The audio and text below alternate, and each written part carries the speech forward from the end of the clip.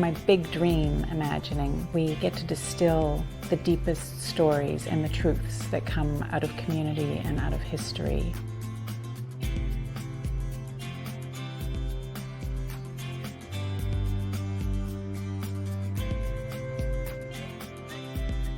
When we have our voices heard and have our messages heard, we become leaders.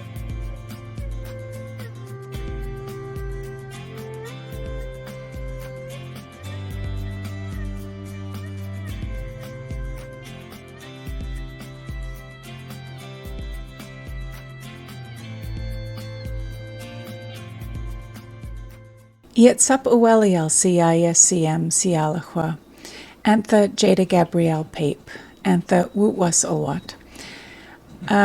My name is Jada Gabrielle Pape. Hello, good friends and relatives, respected people. Today we're recording our Drawing Wisdom podcast on the stolen and occupied ancestral homelands of the Musqueam, the Squamish, and the Tsleil-Waututh people and their ancestors.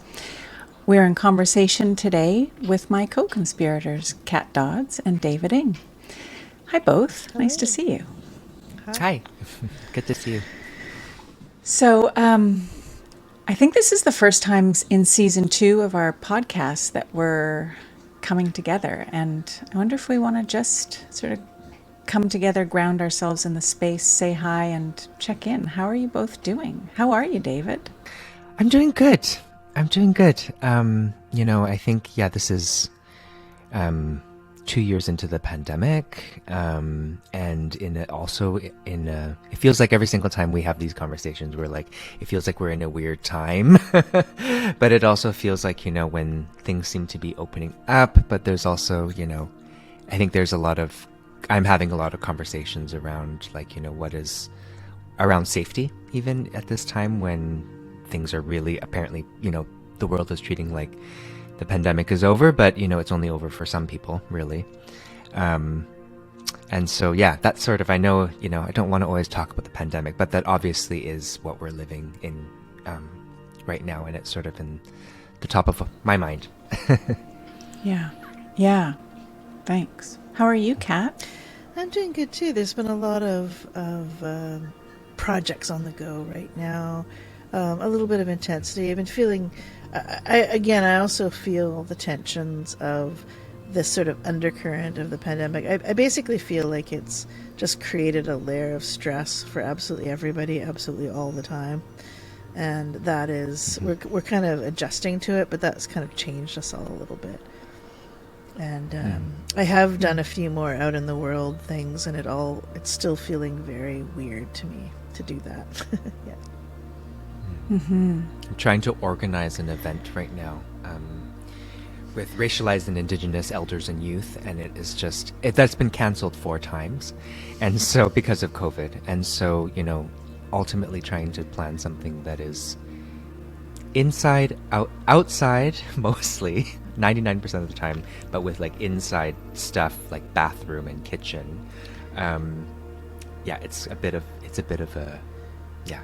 It's a lot to try to organize something right now.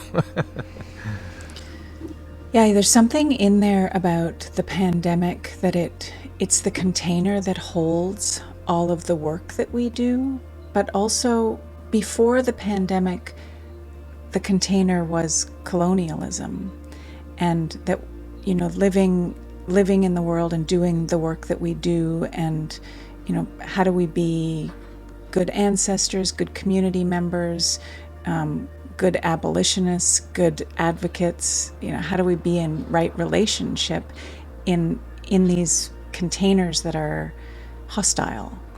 And I feel like the pandemic is a version of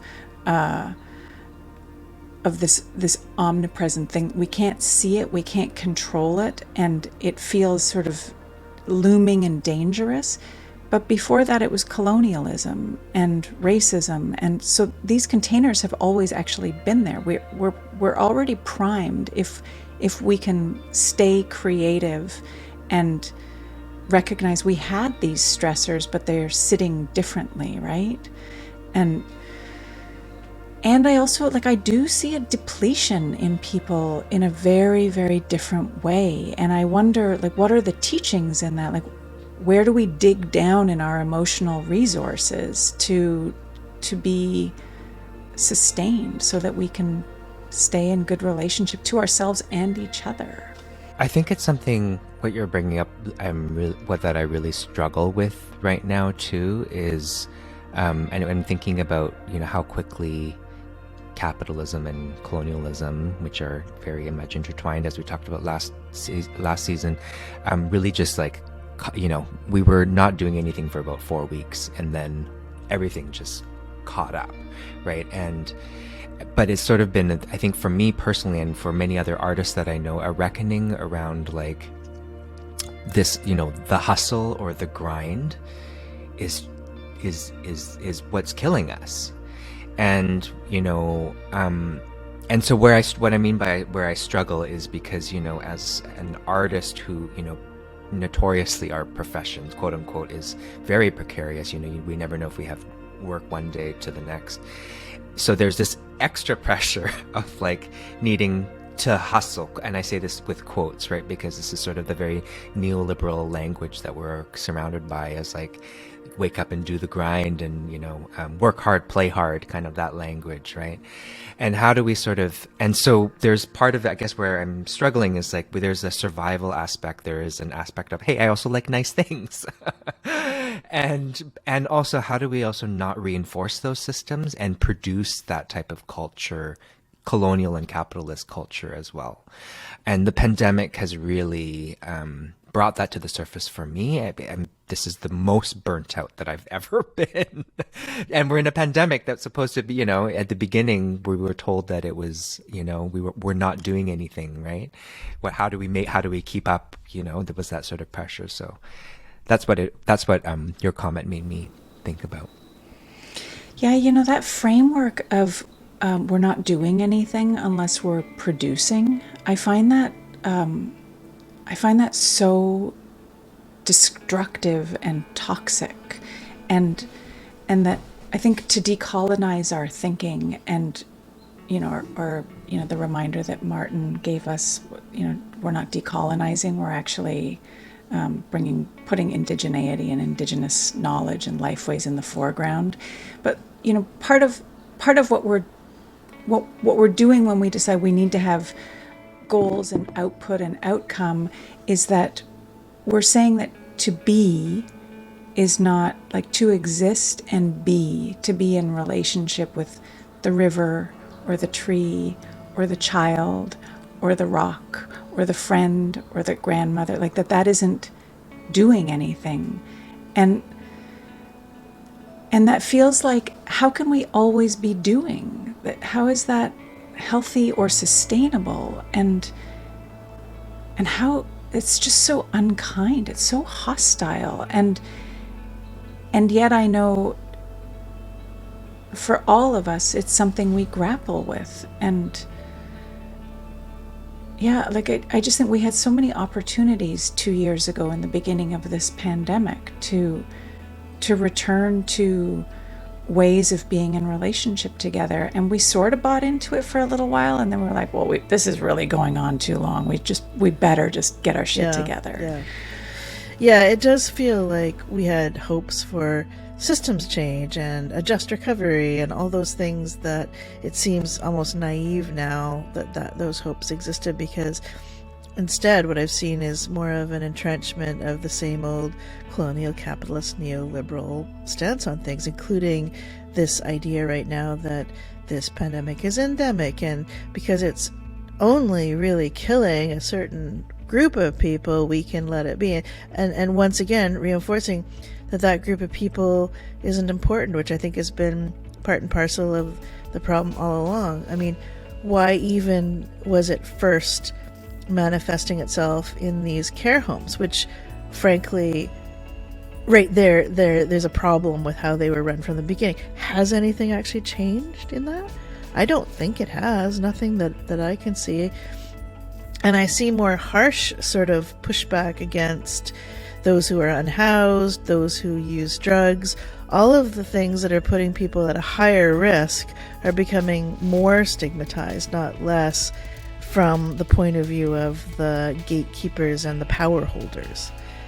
So where there might be a more generalized feeling of solidarity amongst communities, it's not being reflected in policies. That's what I'm sort of seeing right now. That disconnect remains. And I wanted to just go back to what you were saying about being, because I was just reflecting that this is one of the reasons why I so prefer and try to use only the word well-being rather than wellness. Because to me, wellness, it implies a kind of productivity, an achievement, a kind of getting to a point where you can own or have or buy or possess wellness. And well-being is a whole different matter that, like, to use other sort of language, it's a spectrum of existence that implies you have a right to feel better. And that to me is interesting. Reflecting on just being part of the conversations. I was in the background, but I was there for the conversation with Shane and the conversation with Sherry that were part of the first 2 episodes of this season. And that was beautiful. Like, actually being out in the woods with people doing this work was the most connected I've felt since the pandemic, in the sense of just that feeling part of the world, for lack of a better way to put it. And I think that was I'm really grateful that was possible, those conversations and in those places. Yeah, I'm glad that you brought that forward, Kat. You know, there's for me, as we think about what keeps us able to be in the world and be in this work, to do meaningful work, it's paramount to my survival to be with my people and to be in these conversations. And I actually can feel sustained for, days and days and days after spending time with some of my good relatives, some of my kin, and so it tells me, like, the information that I get is that we need to be connected to be shored up. And I think we know that, but there's a different level of connection when people are sharing these profound intimacies. And I feel like that's what I experience. This really, there's like a real gentleness to sharing teachings and sharing history that I get, and it like puts a softer place in me so that I can access some of my softness in order to be in the world that isn't particularly soft. Yeah. And I don't think there's a lot of teachings around like that. That's an anomaly in dominant culture, right? That there's not a lot of value placed on just sharing for the sake of sharing a teaching. Yeah. Because what do we get from that? Yeah. Well, there's it's that also, I'm just thinking of like that sort of scarcity mentality too, which I also we've been talking about a lot at Value Co-op, especially because in the art world, and especially if you're a racialized person, the pot is very small already for everyone, right? And so there's this sort of like, there's sometimes a lot of feelings of like, this is my work, and don't take my pot. And so that's something that I've been thinking about a bit too. It's like, there's actually, the scarcity is actually imposed and it actually doesn't exist. And so we need to be trying to operate from a different place. Yeah, and it's what feeds that desire to kind of assimilate rather than change the system, to kind of get a piece of the pie rather than change the recipe, things like that. And Yeah, Yeah. I think that's really true, and yet we know there's enough. It's just like, you know, feeding the world. We know there's enough. It's distribution that's the problem, and all kinds of Well, and they found, to use the pandemic, yeah, to use the pandemic as an example, they immediately found, what was it, several $billions to bail out Air Canada, right? They found billions of dollars to buy the freaking pipeline, right? And so it's not like there isn't, it's who is choosing those priorities. I mean, yeah, it's, That scarcity mindset is, that feels like it's something that's weaponized by colonialism and by capitalism, that it tells us we're in starvation mode when we're not. And like, I just think of the great abundance when we're in right relationship with the homelands, with the motherland, right? And when we're in right relationship, there are sockeye salmon to feed all of our people. But when we start to treat the salmon relatives like a commodity, like a resource, then we run into trouble, and that's where we are. Or when we don't look after the waters where the salmon swim and live, and we build dams and we interrupt where they travel, and then we run into problems. And it's that very same mentality that created funding streams, right? So it's no longer spawning streams, it's funding streams. And it's like, you perform like this and we'll give you the money.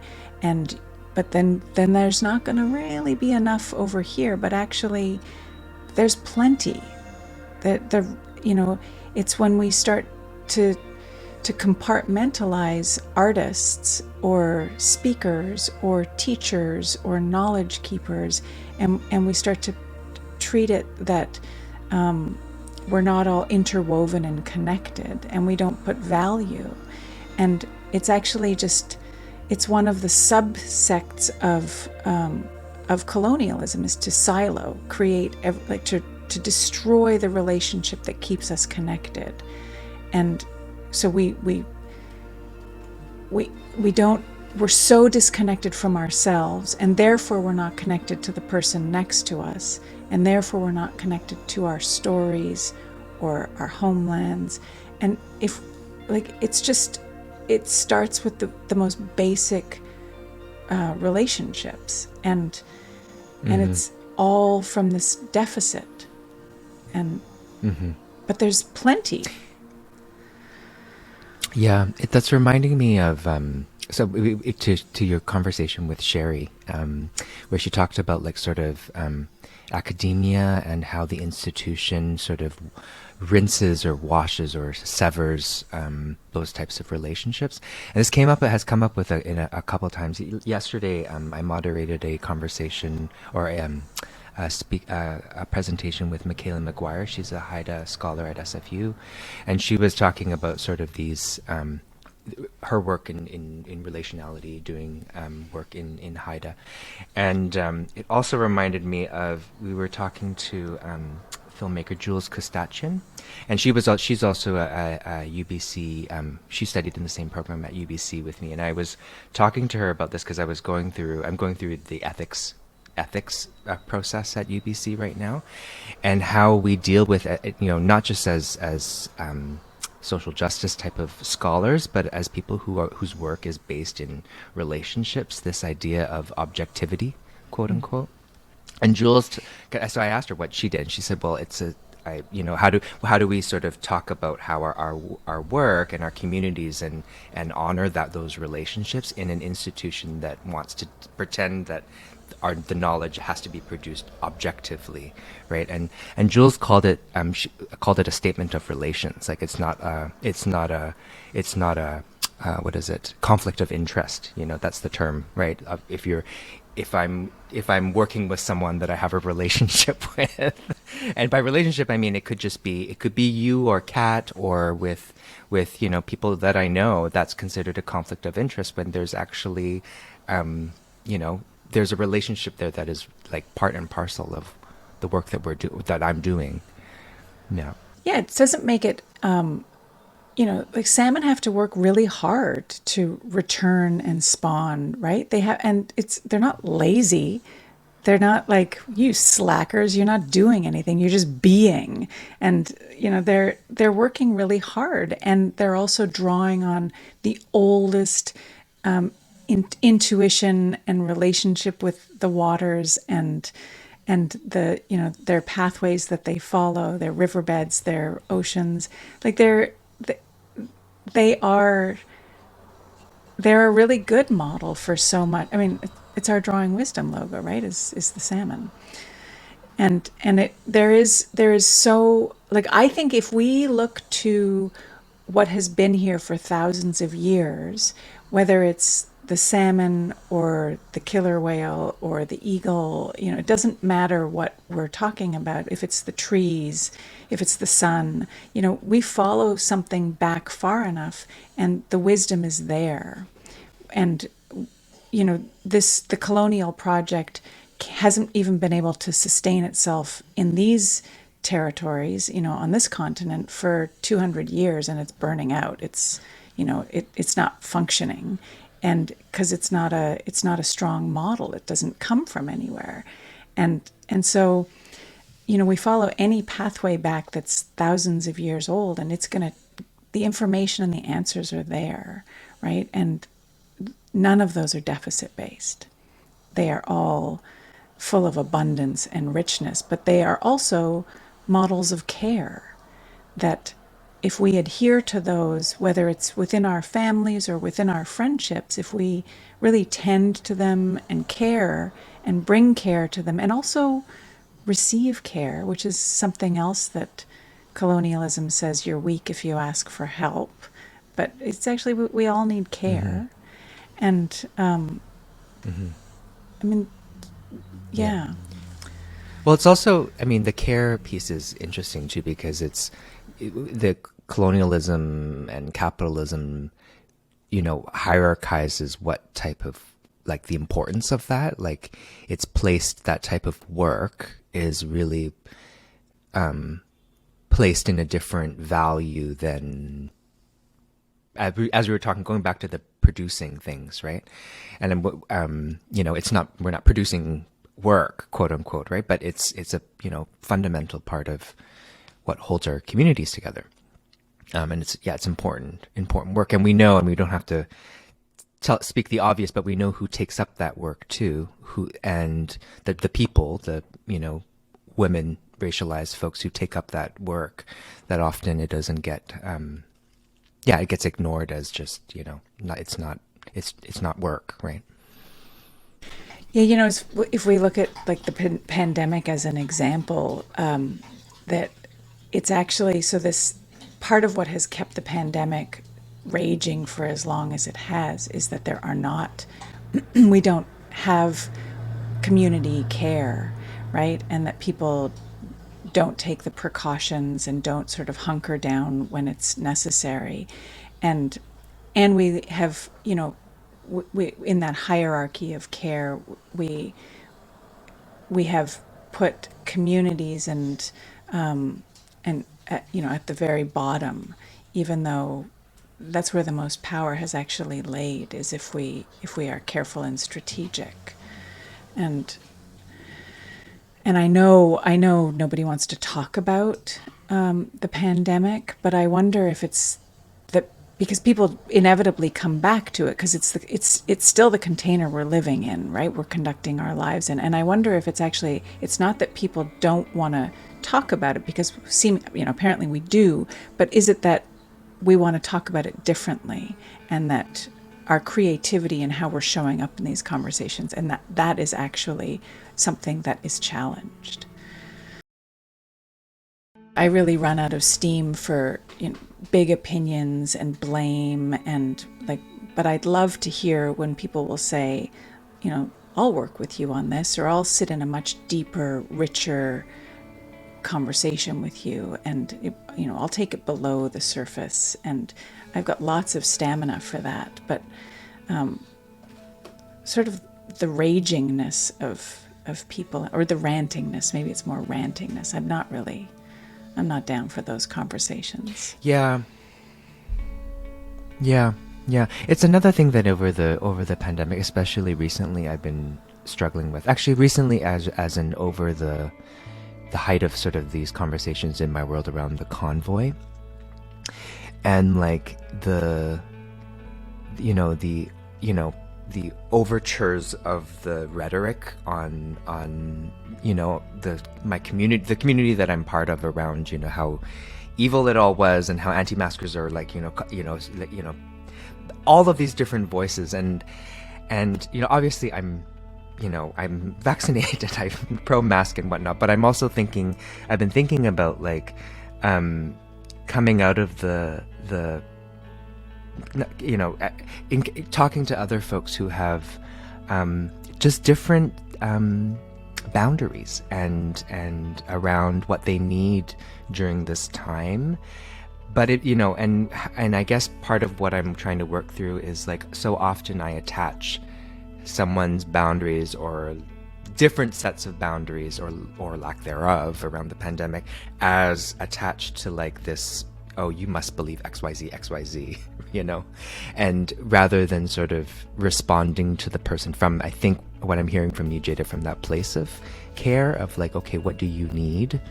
And engaging with people at that level, rather than always this sort of, oh, you don't believe in the mandate, so therefore you're a fascist, which is I'm being facetious, but it is. I will confess, it is easy for me to jump to that, especially when as we open this conversation talking about the pandemic is only over for certain people, right? And so yeah. Yeah, there was that article written, I'm forgetting who by right now, but that was about what the trucker convoy can teach the left. And one of the essences of it was this idea that there is a need for people to feel part of things. And so when everyone is in a crisis, they're going to become part of the places that accept them. So that movement has given voice to a lot of people who felt disenfranchised and of course weren't being welcomed or accepted into the other left side if everyone's in a polarized state, they don't deal with nuances very well, and forget about the people in as they focus on the ideology rather than the person and what the person needs. And this is a big issue, I think, because of the way the right manipulates this and plays that. And that's what we've seen in the sort of Trump America thing, where rallying dispossessed poor white people, but then fomenting xenophobia and all this around that. So there's a grain of truth in there. If people are experiencing poverty and they're white, they are still experiencing poverty, but convincing of why that is what that ideology then sort of takes advantage of, instead of a different kind of solidarity. This is, so we all need basic, we need basic income, we need access to healthcare, we need to be protected, not victimized by our government, and we need to have our basic needs not criminalized, which I think they continue to be.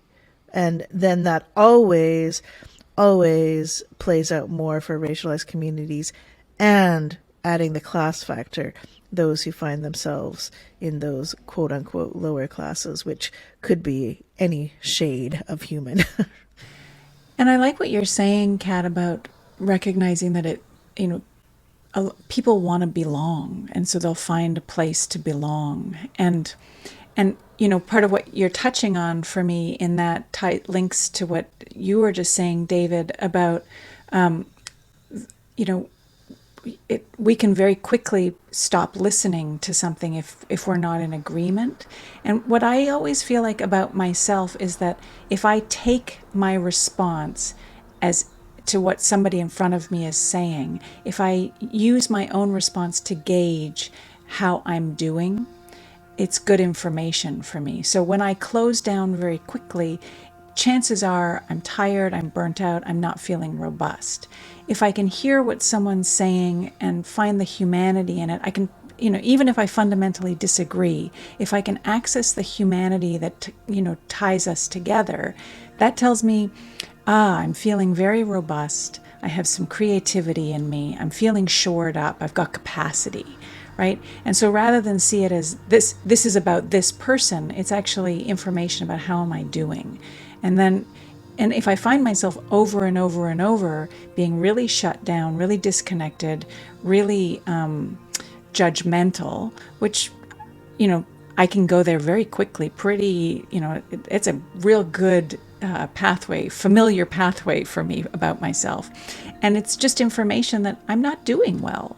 And so where is my medicine? Who are the people who I can bring myself to, who I can say, I'm feeling low. Can you be in my corner and be with me even when I'm low, right? And that we all need some of that belongingness, because if we don't have those safe places to go to shore us up, then I think we end up surrounding ourselves with, we're like-minded, but we're all coming from a place of being really negative and judgmental and closed-minded. And I think it's information about how are we doing. And so when we see this massive movement of people who are not community-minded, right, like the right, and they're sort of sweeping over the world right now, I think what we see is that we are en masse, we are struggling. And that's part of the colonial project, is we've met our threshold. We can no longer, we've crossed to a point where we're hurting as humans, and part of what we do is we lash out. And I think that's what we're seeing, is like a real sickness of the colonial project.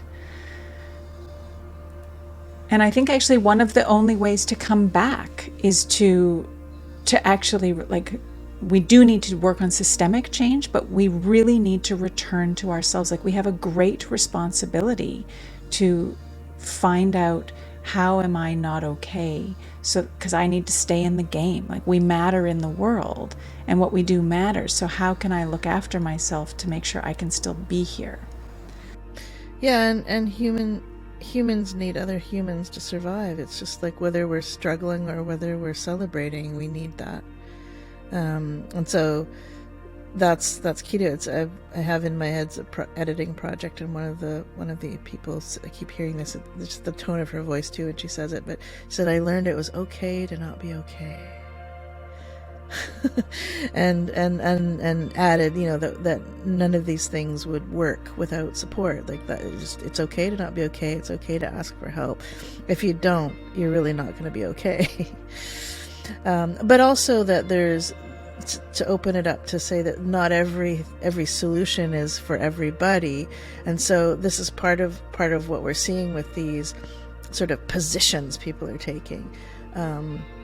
It's like, okay, let's get beyond it. Like, if someone is screeching freedom, why is it they're not feeling free? Like, what is it exactly that they don't feel free, instead of trying to argue about what freedom is or not isn't. And again, also that feeling of, it's hard to empathize, like you said, Jada, like, it's very hard to empathize with people when you're feeling depleted. It's just almost impossible to do. And when we're feeling depleted and we're not able to say that, like what you're just relaying about this person, about, being not okay, we're all not okay sometimes. And what I find is, with certain people, like if I say to my family, I'm really not okay, they will right away, they'll jump in with, oh, well, here's what you need to do. And they'll start prescribing me all the things that to them equal okay. But what they're actually doing, like what it feels like, is they're not giving me space to not be okay. And like, I just want to say I'm not okay because I'm not okay. And then I'm petting myself on the back for having the courage to say I'm not okay. And part of me, I'm petting myself on the back to have the self-awareness to recognize that I'm not okay. And then I get really agitated when people are like, well, fix yourself then. Like, don't say you're not okay, be okay. And then I recognize it's actually scary to know, gee, I care about this person and they're not okay. And they're telling me they're not okay. So I better make sure that we make sure they don't say this anymore because it's upsetting to me. And so we don't even have a way to show up in those conversations in our own families or in dominant culture or Yeah. Yeah. And that was another thing this article touched on. And it wasn't a really comprehensive deep, it just touched on these things that we're also touching on. But it was this idea as if when you have differences of fundamental ideological differences within families, which is happening a lot during the pandemic. And this, staking your position and trying to convince somebody else, what does that do? That tears people apart. And yet what we know is in the case, and this happens when if you're dealing with issues of addiction or people who are really struggling with something, what is it they need? They need connection. The opposite of trauma is connection. I think Gabor Mate says that. He's probably not the only one. But that connection. So when you deny connection and judge, or when we are denied connection and judged, this is absolutely not going to change anything. Not personally and not systemically. Yeah. Yeah, it reminds me, I watched, I think there's a short document, a series on Netflix about people who have around conspiracy theories. And it's similar to this, what you're describing, Kat, because and I'm just relating this to what we were talking about before, about those ruptures in relationship and connection, and how oftentimes, like how some folks, people might fall into the right, if you will, the right, and by polarizing them and pushing them away, we can't really change their opinion. And this woman was talking about in this documentary about how that happened to her, and how she came out, and she went deep into, like, I think QAnon or something, deep into QAnon, and how she talked about how she came out of it too, or how she and it was through people. I think she mentioned, I think it was like one or two people who just didn't abandon her, and it was over 2 years of just I forgot the exact trajectory, but it was really slowly rebuilding those that connection. I think that sort of brought her back to feeling like she was a part of a community. Yeah, and it's interesting too, because if you're encountering someone who's experiencing some sort of delusional thinking, you absolutely can't convince them that their delusions are delusional. That's never going to happen. And it was a person who was describing to me their own experience with feeling delusional that said this to me. He said, but the thing you can do is you can create cracks of doubt in that. And if those cracks of doubt are accompanied with a feeling of acceptance by this other person, then that sort of shakes the certainty of the delusion. Might not solve everything, but it shakes that certainty of it all, and gives them potentially an avenue out of that way of thinking. That isn't losing, because that's when everything's a battle between this view and that view, then if you change your view, you've lost, which isn't actually the truth, right? It's what my late dad used to call the I'm right game. That if you engage in a conversation and it's just a bunch of people with a bunch of opinions, and the goal of the conversation is really not to have a conversation at all, but to have everyone know that you're the right one, then what's the point of being in the conversation? No one's listening to each other, no one's moving. And he would say to me, if I in my teenage self, if I would dive into a fiery, what I was calling a conversation or debate or argument, and he'd say, I'm not going to play the I'm right game with you. It's not worth my time. And I didn't like it, but I now really understand it in a different way now that I'm this age, and I see it as one of the byproducts of dominant culture, that we're engaging to be right, not actually to be connected. And we can get a lot further if we're connected. And I struggle, I actually struggle with the language of delusional because there's this, It's judgmental too. there's like the undercurrent of that is like what I think is right and real, what you think is clearly very, very different. And I'm just remembering this young fella who, it was during the pandemic, so in the last couple of years, and I could hear all this yelling outside my house, and so I just went and looked out the window, and there was a young fella who had a dog with him, and he was in the middle of the road, and he was shouting at everybody on the sidewalk and shouting at all the passersby, and cars were sort of swerving around him. It just didn't look safe. So I put on my mask and I went outside and I said, "Can I help you? Are you okay?" And he was really concerned that that all of the spiders and the snakes and the bugs that he could see that were on the ground they were inside of him, and they were everywhere, and that they were going to get me. And so he was really like telling me, they're out here, they're on the road, you've got to stay on the sidewalk. And he was in total distress, and his dog was staying so close, like they had a real strong bond. And it just for me, it felt like this isn't okay that he's on the road. So how can I get him off the road?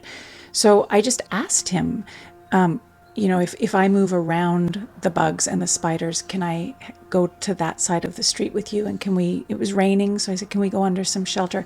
And he just kept saying, like, be careful, be careful, be careful. And I said, I think I'm immune to them. I think I'll be okay, and I get your concern, but let's just go over here. And so, like, it only took about 3 to 5 minutes, and we were off the road and under the cover of a garage. And somebody who had seen him called the police. And so then the police came, and the dog was really agitated by the police presence, and he was really agitated because his dog was agitated. But there were all these things that I could say to him. Like, he was talking about the spiders and the all the things that he could see really clearly. And he said, "Can you see it? Do you believe me?" And I said, "I believe you can see it. I'm actually not wearing my glasses, and so I can't see very well. So no, I can't see what you're seeing." And it calmed him. Like, immediately, it just didn't need to be talked about, and we moved on to something else. And it was shocking to me but if we called it, he was just delusional, that he was having a mental health break or a mental health episode, which is true, that is part of the truth, but he didn't need that label. And so when the officer who came radioed it in and said, "Oh yeah, blah blah blah, it's a mental health thing," and the guy got, like, he just went straight back up and escalated again. And see, nobody believes me. See, nobody can see what I can see, and they don't believe me. They think I'm crazy. And I'm like, you know what? Let's just work with something altogether different. And it just seems to me, if we go to a place of real compassion, whether or not we can see it the same, maybe we can take away some of the stress.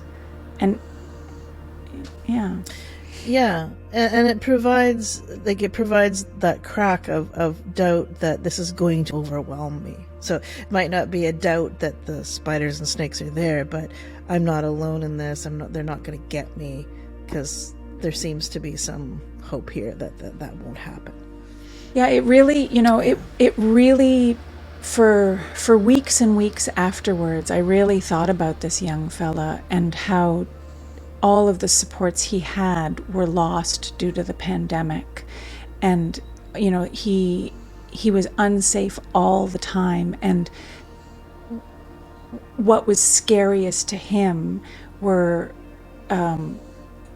these really active images of spiders and snakes and germs and parasites, and that actually that was being reinforced all the time through the nature of the pandemic. And so he was just in a state of absolute turmoil. And he ended up sleeping. He slept under that garage, and some other neighbors came and said, you've been out here for a couple hours. Do you want us to take a shift? And so they sat with him for a couple hours, and I went inside, and then I did some other stuff, and then came back out, and another neighbor had spelled them off, and someone had brought him a yoga mat to sleep on and some blankets, and he stayed there until about 2 the next day. And at around 2, I looked out my window, and I'd gone out a couple of times and brought him some food, and when he left, he just so meticulously rolled up the yoga mat, and he folded the blankets, and everything was stacked tidily in this garage. And what was really clear was that it took 3 women from 3 different houses to look after this fella, and we'd given him a break from this turmoil, and he'd had from being moved along by the police and agitated and escalated and I just thought what a good teacher he was for all of us, that there's something better we can be doing. And he wasn't very scary. He was really concerned for other people, really concerned. And had anyone just slowed down to listen, there was logic in it, right?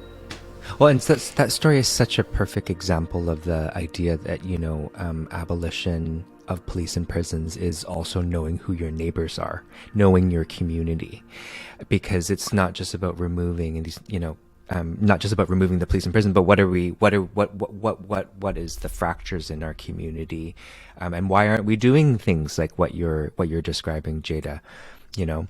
I don't even know my neighbors, but in all honesty, it's about being able to, when you're in crisis, being able to call upon your neighbors, literally, and your community. So thank you for sharing that.